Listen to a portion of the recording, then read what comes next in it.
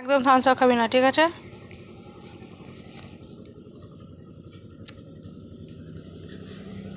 আমাদের বেলি ফুলের গাছে এখন ফুলের কুড়ি এসেছে। আর এই যে এই গাছটা তো মরেই গেল, আর হবে না।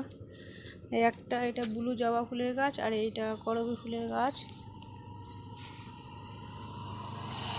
আর আমরা মাঠে থেকে শাক নিয়ে এসেছি, দেখো। কে কে চেনো তোমরা এই শাকটা বলবে একটু কমেন্ট করে।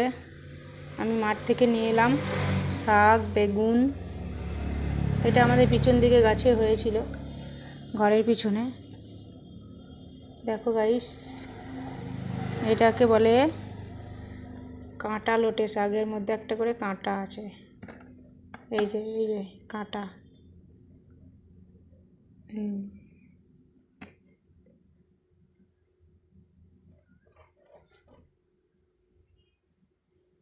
কাঁটাটা দেখতে পেয়েছো নিশ্চয়ই।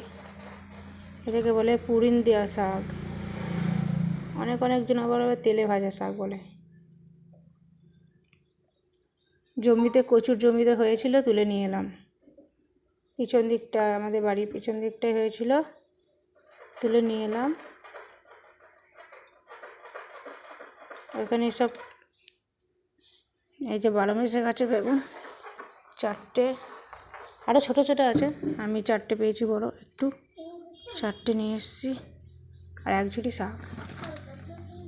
এখনই ধুয়ে রাখলাম, জলটা বেরিয়ে যাবে।